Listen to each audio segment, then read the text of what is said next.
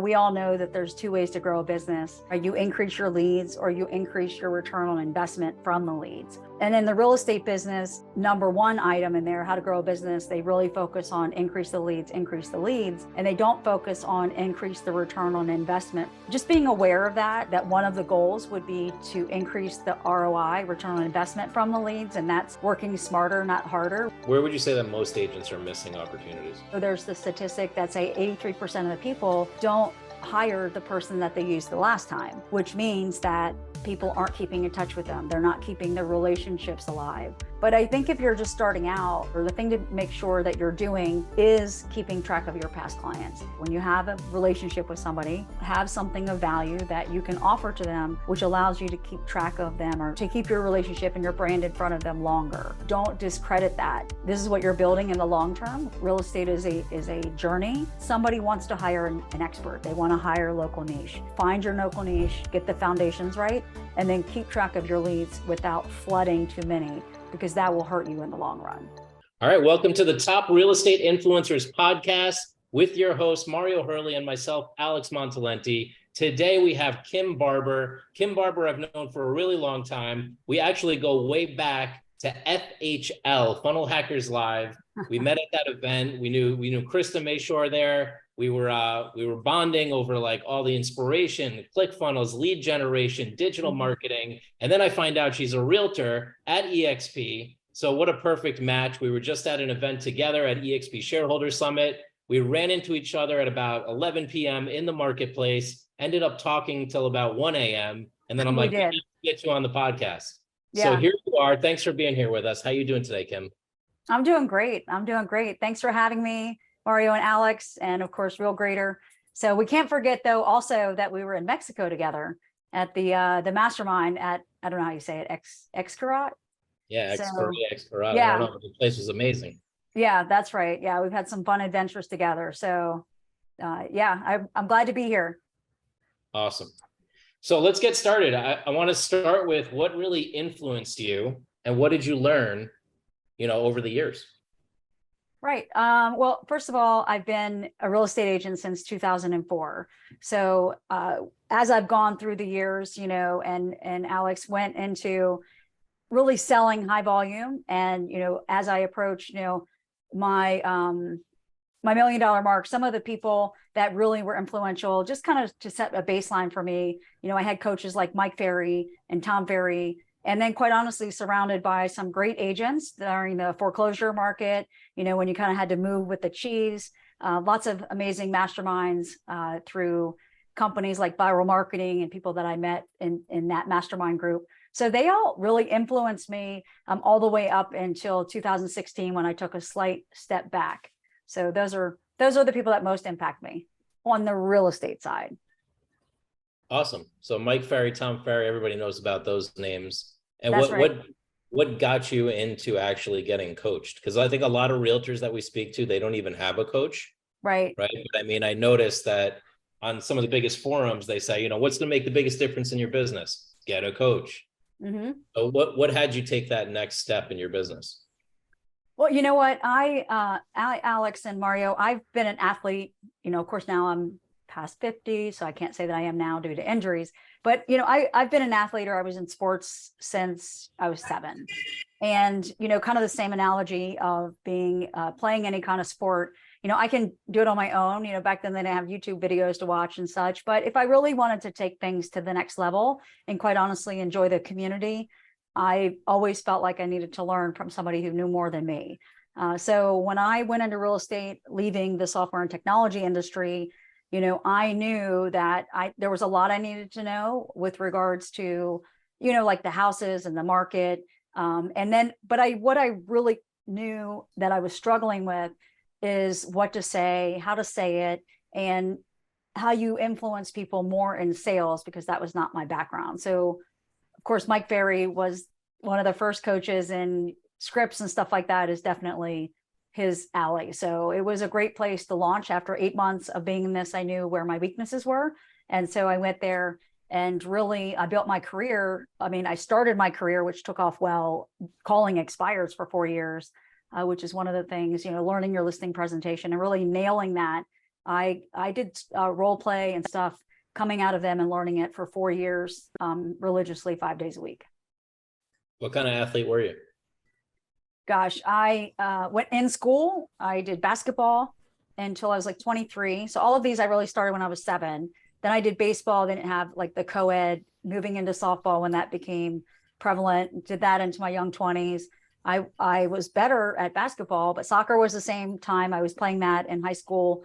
I did, I started playing soccer, played that until I was 36, and took up golf when I was 21.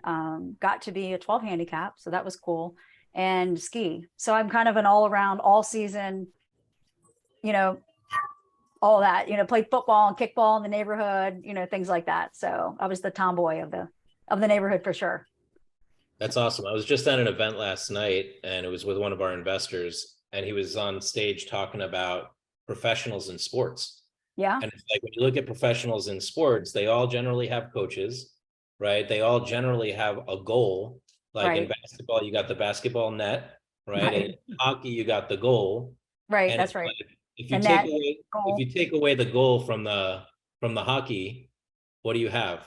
You've got like ice skating, right? Like, you don't really have like a goal necessarily. So it's like, it's so important for realtors, business professionals to have a goal, because without the goal, how could Michael Jordan make so much money playing basketball if there was no net, right? There's always a goal 100%. you're shooting for, right? Right.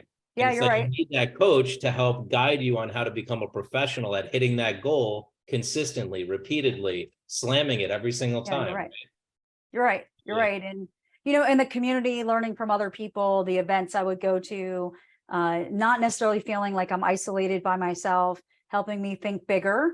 And, when I went over to Tom Ferry was after, I kind of took a step back from Mike when everything was foreclosures and short sales, and that wasn't his jam. Right. But when I wanted to stay away from that, I also realized I needed to expand my mind and think, different ways and have different kind of exposures. And that's when I went over, to Tom, you know what I mean? It was the same thing. Like, I had a goal that I wanted to shift my market back. I wanted to speak different languages. I wanted to have a different view. And so to your point, all of those were goal oriented to make sure that I didn't fail. And I did what I could do best to set myself up for success in that arena, for sure. That's awesome. And you mentioned you did all that until 2016. What happened then? Yeah, so in 2016, I started to have some health issues that really progressed. And so I really needed to focus my energy on getting healthier. And quite honestly, coaching, of course, we know, costs money. And I had, a lot of out-of-pocket medical. Now, I was not broke. I was on track to be $1 million a year in 2018. But what happened in that era is that my arm, and this influences what I'm doing today, but my arm started to burn for 3 years. And then I realized that my muscles were fusing together from here to here. And so that took a lot of my time. That took a lot of energy. And so I had to redirect myself a little bit. And I mentioned most of the things that got this arm became 100% disabled, and I couldn't use it for I couldn't lift it for 18 months. So stem cells, dry needling first, lots of them. It just took my time and energy. So I had to make sure that when I was working, I was hyper focused, and I had a lot of the skills to keep myself going. And then quite honestly, after that, I had to have my jaw severed and down the middle and this way. And so that added another component to my life. And then after that, my colon ruptured. So that represented 5 years of focus on what I really needed to focus on, which was sales and my health. Yep. So that's perfect. So, it takes me to the next question, which is, what's your stand on success and balance? Well, so one of the things that when I started, I think that there's a financial aspect, there's a time and balance. And of course, for me, there's a health aspect, and just living. I spent a lot of time making sure that I could be in an abundance lifestyle. So for myself, having gone through some trials and tribulations of life, I went through where I had to make money at the beginning. I was a single mom. I came from a very, I won't say lucrative, but I had a really good career in software and technology. And so I knew I had to make money to pay my bills. So that was part of the success and the drive and wanting to follow sales. So that gave me internal satisfaction. But then through a divorce, and all the REOs, like I had to make way more. So I ended up putting myself in a burnout phase when I was selling like 100 a year with like assistants, and lesson learned is I should have had buyer agents with me then. And so I learned the value of overworking, right? It put me in such a burnout phase that I was very hesitant as I went forward to experience that again. And it was very unhealthy with my relationships, with my mental health, with my time. And it took me quite a few years to recover. So to that point, I really believe in work-life balance, and a balance of keeping a schedule, communicating your hours, keeping committed to yourself. And then I have some great people that have helped me with my emotional growth. So with that being said, I think that work-life balance, having vision boards and going after your dreams and what it's going to take to get there while maintaining relationships and sanity is really important to me. Yeah, I can relate to that as far as the balance part. It's strange. Like I moved in with my girlfriend this year, and in the past I would work easily 5, 6 p.m., 7 p.m., 8, 9, 10, 1 a.m., 2 a.m. And I'd be texting Mario, calling Mario, not calling Mario, but sometimes calling Mario. Because I have an idea, amazing ideas, like 2 a.m. What's up?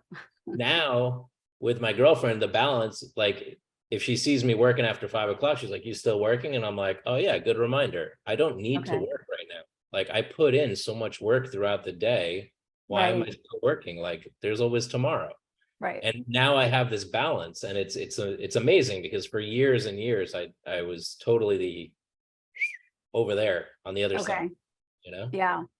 Yeah, it's really interesting because I was also like such a learner, and I would just want to absorb like all these knowledge and books and Audible and all this kind of stuff and then I personally wanted to also grow with me. I'm a Christian, and I spent a lot of time on that. Well, I got to a point, one of the coaches that I had that most people relate to, a dating coach, but he also taught people like how to speak on stage, how to work a room. And I went to some retreats that were focused on me instead of constantly business. And I felt like I was getting boring, right? It was all, I was just like so immersed in learning and working. And I came through that I had lost touch with like almost like my own character. And he actually related to that. Like I was like, how do you get past it? And he was another person that talked about he had that journey, and he had a gal that he's like the dating coach with NBC and Cosmopolitan, all these big books, but that's not what our retreat was about. And he was like, somebody broke up with him, and they're like, all you do is work, and you're boring. And here's this person that, is on TV and this and that. So I had to learn, I learned through, like yourself, that I needed to break through that and how to do it. And that it's really a journey that entrepreneurs go on, right? So there can be a season for it, but it doesn't need to be a lifestyle. Right. I love that. Yeah. So clearly, I mean, doing 100 deals, homes a year, that's tremendous, especially with a smaller team like that. So what do you attribute as your key factors for success for being able to do that kind of volume? Well, when you're doing, I would say that one of the things is a drive, right? I think that's not something that you learn. It's something that and we hear this all the time, right? What's your why? What's your goals? But I believe in that being very real. And so for myself, one of the drives, quite frankly, was that I like a certain lifestyle, right? And I also give back, and things like that. But a drive to have and achieve those things is one thing that I always live like under my means, but I always like want to retire early. Like I had a goal, like I want to retire by 55, and it's all math. Like how can you do that? And what lifestyle do you want? And I'm not materialistic yet. At the same time, I want to own homes. I want to have residual income. So there's the financial part that drove me, but then also, quite frankly, like lead management, lead generation, and being, at the time there was a lot of foreclosures. The cheese was moving. So where were the leads coming from? And being able to pivot in those directions over time, I think also helped, so I knew what to say. I knew how to say it. I was good at keeping track of my leads, or thought I was, for a long time.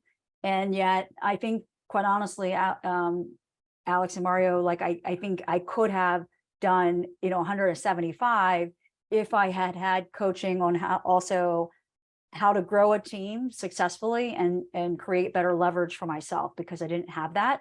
And that's what put me into burnout. So, you know what I mean? I think that was a big lesson I took away from that. But having the diversity and keeping track of things and pushing, and then becoming really good at it, and then adding one thing in, was something that I really focused on, versus being a generalist, right? Niche down on something, get really good at it, and then add something else back in. I think that was that was smart. It worked. So let me ask you something. Since, I mean, you're a powerful lead generator and you understand lead generation and databases and systems like that, coming from a system and software background. But what would you say? I feel like a lot of realtors are out there. They're like, well, I got to buy my leads everywhere. And like, are they good leads? And I feel like I'm burning through these leads. What would you give as advice to people that they want to get leads? Right. Like, where can they start? Like, what is like step one, step two? Right. And we all know, and I talk about this like in my master classes, as like the very beginning and lessons learned. And just to kind of step back from that, we all know that there's two ways to grow a business, right? You increase your leads, or you increase your return on investment from the leads. And in the real estate business, when I went into it, and I think still now, very much now, that the number one item in there, how to grow a business, they really focus on increase the leads. And they don't focus on increase the return on investment from the leads, which is really what I had done when I helped build a software company and was in that sales aspect. So when it comes to just being aware of that one of the goals would be to increase the ROI, return on investment, from the leads. And that's working smarter, not harder, which is one of the things that I help coach people through now, which is, also like, again, going back to find what you're good at. At some point you have to push the noise out, right? And then also, track and measure, like how many leads do you really need to reach your goal? And do you have enough leads, or do you need more leads? And track and measure them, maybe give 90 days to see, are they working for you, or are they garbage? And so I think that people are constantly looking, and oh, I heard this, I heard that. Even this morning, I was talking to one of my colleagues, and it was like one more thing that, oh, I need to look into this, and I need to look into that. And instead, it's like, look in your database. Do you have enough leads to achieve your goals? What is your current conversion rate, which most agents don't know? And then what happens if you could just focus on those better and increase your lead return? And then that's working smarter and not harder. So I think that to the point of where should they start, I think there's also a lot about your personality, right? There are some people that love to cold call and they don't mind banging on doors and what have you. That's what I did. As I worked my sphere, I called expireds and for sale by owners when there was more, but even still, it was in 2004 when everything was flying off the shelf, and then I added geographic farming. So, start out with one or two or three, and then get really good at them, and then bring one in, versus having a bunch of lead sources to the point that you can't handle all of them. And that's why, it used to be that you could get 1% to 3% return on like certain leads. Sphere should be higher. But now the last time I looked at the stat from NAR, which was January of this year, just when I was auditing, it was 0.4 to 1.3%, which is very, very poor. I think that's why people just flood themselves. Yeah, I mean, what I'm taking away, I agree with you, is that, I mean, it's kind of like what we say at realgrader, you got to measure, manage, and maximize. Right. First, you got to measure, like, how much do I have? in my database? How Mhm. much leads do I have? How much do I need really to reach the goal that I want to hit? And what Right. is your goal? Like, do you even have a goal? Right. And then say, Right. okay, and then what does the conversion need to look like for me to hit that goal? And maybe you're short. So if you're Right. short, great, you need a little more lead gen, but you don't have to go all over the place, spread thin, and then have a management problem. I constantly hear this, like, I got leads coming in over here and leads coming in over here. It's like, hold on, let's get this managed. And Right. then we can add a new lead source if you'd like and see how that one goes. But I Right. mean, it took me years to get here, but like I'm finally at a point where I can measure each one and say, that was a waste of my money. I'm not Right. doing that Exactly. again. And I can pull the trigger within 30 days to say it's a waste or not, right? Right. Or 60 days or 90, depending. But Right. That's right. Yeah. And, the other thing that influences, like I was mentioning, your personality, that, are you a networker? Are you somebody that doesn't mind to go out and shake hands and kiss babies? Have you been in an area long enough where you have, my definition of sphere, people that like, and trust, do you have enough in that source? That was the old, I don't know, Brian Buffini, I assume he's still out coaching, but certainly his teachings are still very relevant and there. But that's like by referral only. I don't personally agree with that, because that is a finite number that you know what I mean. And so to that point though, if that's your jam, then get really good at it, and if you don't mind a cold call or door knock, get really good at it. But try to pick something that you're actually like to do, or if you moved into a new area, then you're not going to have a sphere yet. So perhaps you need to also brand yourself online with ways that you can stand out and then get people that you might have to buy those leads or door knock and get your foot in the door in different ways like that. So I think that yep. different circumstances also dictate which is the best way to get your lead sources. And where would you say that agents are missing where would you say that most agents are missing opportunities? Well, I The think that low-hanging fruit that's out there that's like, I just don't get it. Like, why don't they get that? Like, this is the juice. right, right. Well, I think the first thing is that, again, going back to what is flooded into our face, which is try this lead, and that leads to that low conversion rate. And so also there's the statistic that say 83% of the people don't hire the person that they used the last time, which means that people aren't keeping in touch with them. They're not keeping their relationships alive. And perhaps that's because they're not as organized. I mean, before we had HUDs and Altas and we had primitive databases. Excuse me, one second.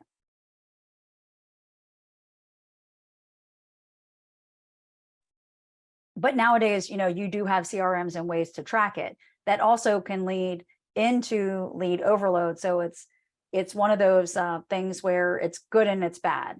But I think if you're just starting out, the thing to make it really, or the thing to make sure that you're doing, is keeping track of your past clients and building what I consider the gold mine, which is your sphere. When you have a relationship with somebody, have something of value that you can offer to them, which allows you to keep track of them, or to keep your relationship and your brand in front of them longer. And so don't discredit that this is what you're building in the long term. Like, really, real estate is a journey. And with the 87% failure rate, it also is like, know your scripts, know what to say, have your process of, practice what you're going to say at a listing presentation, practice your objections. They seem so fundamental, but they are more foundational, right? So that when you're in front of somebody, what's going on with the market, and you start building your rapport with people, and then keeping track of those leads over time, even new leads, right? When they come in, when you sound like an expert because you've done your homework and you you are an expert, which takes over 5,000 hours, they say, then somebody wants to hire an expert. They want to hire local niche. So find your local niche, get the foundations right, and then keep track of your leads without flooding too many, because that will hurt you in the long run. What No, do you think? I like what you said. I mean, I don't think they and we like I have a sales team, right? We don't Yeah. practice enough. We're Right. constantly like doing and like going and prospecting and meeting and presenting. But like how often do we stop and like really practice our pitch? Like get Hmm. up in front of a camera and practice our pitch. Get in front of our family and practice our pitch because we're about to go to a listing presentation. That's right. The truth is we're really winging it. Like most of Most us are just people. winging it. Like, Right. the more professional people are like, I'm not going to wing it. I'm going to go practice, rehearse. I'm going to Right. take this seriously. I'm going to record it first. And that's like how you go next level. That's Right. right. And then I just did a meeting. We just did a meeting with our sales team Wednesday. It was yesterday. Yeah, yesterday. It was a long one.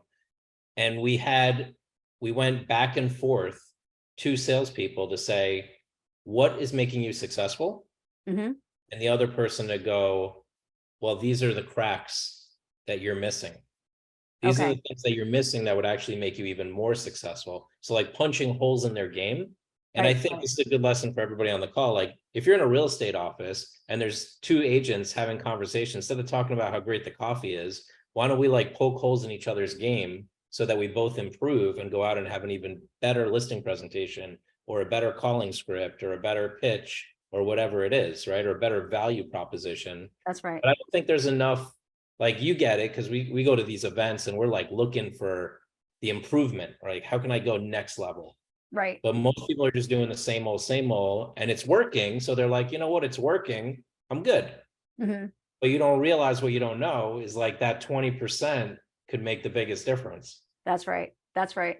Yeah. I mean, when I, again, I role played every single day, and perhaps it's a bit of a lost art, but it certainly leads into that 87% failure rate, because everybody comes, so many people, I don't want to say everybody, so many people come into the business, like they see it on TV, or they look at the shiny penny in this case, that I'm going to make this kind of commission. And I find that most of the people that come into this industry don't have a sales background, right? Where it's ingrained in, managing a pipeline at every other company. But, when I would do objection handling, and I would go to the events and the conferences, and the other thing is even learning inflections of the voice, right? Understanding personality types when you go meet people, even by what they say on the phone, that you can start to infer like what is that person, and then how to prepare for that meeting. Like a driver personality, you'll hear that person wants you to get to the point. An analytical person, if they're asking you even how they describe the house to you, they want to know the numbers. And so how do you get to that point is from my coaches and learning that it matters. I learned about NLP, neuro linguistic programming, from, I believe it was in my Mike Ferry stages that I actually helped coach it for 6 months. So it's, all of those things matter. So NLP teaches you how to do embedded commands. So when I come there tomorrow, and we're talking about when you list your house with me, what will be the most important things, and asking questions like, do you plan on interviewing more than one agent? Or if you feel comfortable and confident that I can sell your home. So all of those terms matter. Being comfortable to ask them, if they're going to plan to list or talk to 3 people, what are the most important things to you, so I make sure that I cover it. So that, That's the goal. Yeah. right, That's right. Sorry to interrupt you, but that's so gold. Like the what's most important to you. It's right, such a simple question, but like it gets overlooked, but it's the question. right, Like you meet with anybody, like I meet with you and or you meet with somebody, and it's like, if you ask me what's most important to you in your life, I'm ready to answer. And it's like the most important thing I could share with you about me. right. Right. And Yeah, homeowners are, when you get that connection because they shared that with you, they're not going to go list with somebody else when they just shared with you about the most important intimate treasure or want or desire in their life. Right. that's right. That's right. And, people, let's just face it, people will hire their friend because they just got in a business and they want to help them out, right? Why are they really hiring them? Because they know, like, and trust them. Yep. Right. So yes, they want to help them. But when you have somebody that has an objection handler to that, so, where you can simply say, a classic that's, I understand that you have a friend in the business, pretty much everybody does, but this is one of the most important investments in your life. So do you think it would be helpful for you to have at least one more opinion? Right. Exactly. And they might say no, but being able to handle that can be the difference of landing an appointment or not. And when you go up against somebody that has a lot of experience, like myself or other agents that are hearing the same thing, to be prepared to how you stand out or not can be the difference of getting an appointment or not. 100%.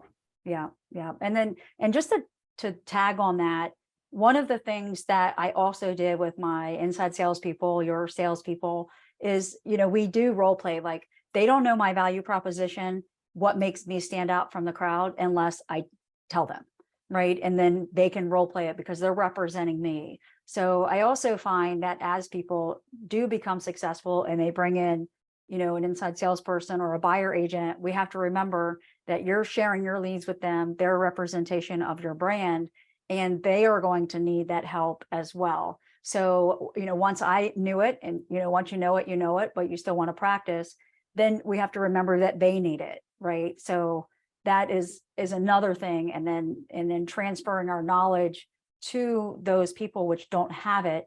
For myself, I made worksheets and I have a ton of lessons learned that when I can help teach them the market by writing down certain tools, then it also helps them stand out, give them more confidence, and that will lead to me and their mutual success. Yeah, it's like when you know it, but when you really teach it, then you really, really know it, and you get to make a difference and contribute to somebody else. Right, that's right.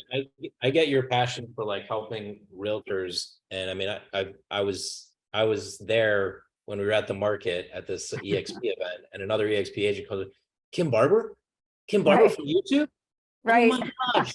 He's like, I watch all your videos and I do all the lead generation stuff that you're talking about. He was so excited. He was like, and that's the power of social media. That's the power of YouTube. That's the power of video. You probably didn't even know that guy, I'm guessing. No.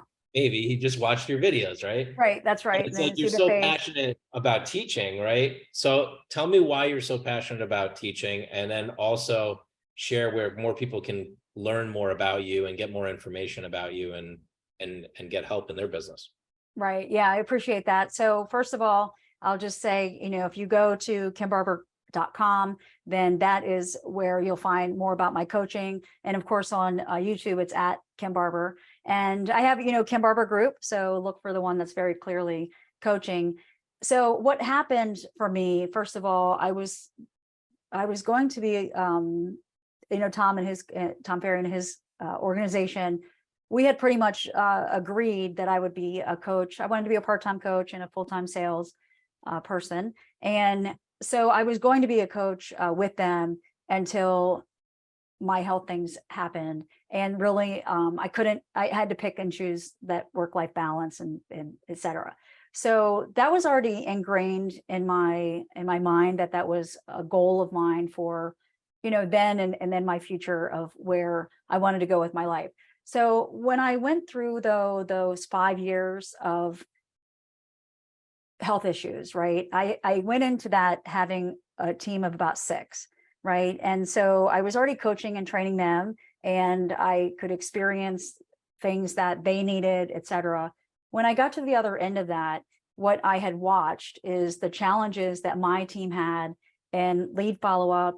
So I was helping with the lead generation, but there's getting a lead, and then there's lead generating within your database, right? So it's not just bring in brand new, it's also maximizing the growth, like I mentioned about the ROI there. So what I'm saying is that during that 5 or 6 years of watching my team and being more dependent on them than ever, yet not being as present, my on track to be $1 million a year, slid and did very well still, but I watched a lot of bad habits creep in. I ended up auditing when I went to, I coach a lot, also using the technology of KV Core.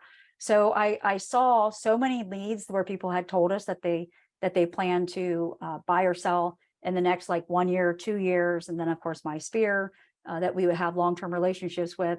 And when I went to audit it and I went to that last CRM that I'm still with, I saw $3.2 million of opportunity slip through the cracks.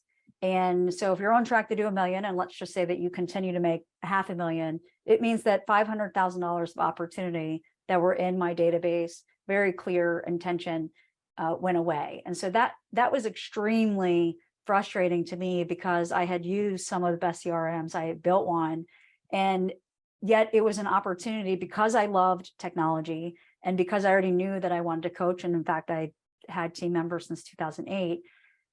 These things started to collide, where I said, I took a step back from having a team of that size, and my agents were successful, so they wanted to do their own thing, which was fine. And so I really took a step back and said, first of all, how do I make sure I never leave that kind of money on the table? Like, what broke that these things didn't close as we anticipated? And why was it that I had to be in front of them to help keep on that pace? And so instead of me adding more people to my team, and instead of me adding a ton more leads into my system, I took a step back and reverse engineered what I did every single day, which was close homes, right? I was really, really good at sales, but I also used to build technology that would run companies. And so I did this for me so that I wouldn't, I spent hundreds and hundreds of $1,000s on leads, but how did I make sure it never happened again? So I focused on my solution and what was going to make me never go through that again. And part of it was increasing that ROI. Well, I started sharing this knowledge with my business partners and my colleagues. I am also an EXP agent, so I have partners that came in, and I shared my campaigns and I shared my knowledge. And they said, Kim, this is complicated for most people.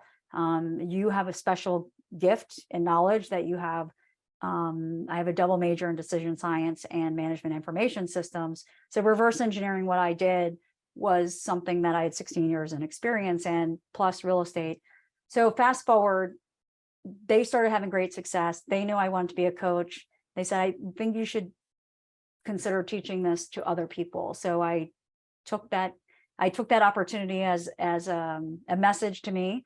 And so I created a coaching company based on a framework that helped me make sure that leads didn't drop through the cracks. Nobody else, for myself and other people, would leave so much money on the table, and solve the problem of how do I get a higher ROI. So now I'm coaching and training people on my framework that help me do it, so that you can insert technology and help run your business smarter and not harder. And so I'm sharing with people how you do that. How do you be really successful when leads come in and have that higher conversion? How do you do that? That's what I'm teaching people now. I love it. Yeah. You got all the background and all the history to put it all together, and you've been doing it. So right. I'm excited for people who take it on, and really, you should go visit Kim's YouTube channel, watch her videos, listen to it, reach out to her. She's a go-getter, no doubt. And but now she's really, I can see that you're really lit up with the contribution side of it, like really helping people and making a difference for them. Yeah, I mean, it's making a big difference. One of my colleagues that had been a Mike Ferry and Tom Ferry coach, he and his wife both not collectively, each of them 20 years, so collectively 40. And he hated technology. He's been using the campaigns, and he told me in May, and I have a testimony about it, that he had already surpassed last year's sales, and that it was May, of course. So and the only thing that he had changed was using my campaigns and understanding how to make these leads flow and how not to let them drop through. And so he had already closed 154 sales this year. And this was going to add an extra $1 million to his, and his team will obviously take a piece of that by knowing how to come in, do what they need to do, and follow my framework, my campaigns, my coaching. So it's really very joyful to help people with this, because it changes their life. Awesome. Thank you for being with us, Kim. Yeah, of course. On the dot. It's almost 3 o'clock. Okay. This was awesome. Thanks for joining Top Real Estate Influencers podcast. And thanks for having me. For listening and watching. Yeah, I appreciate it. Got it. Thanks, Alex.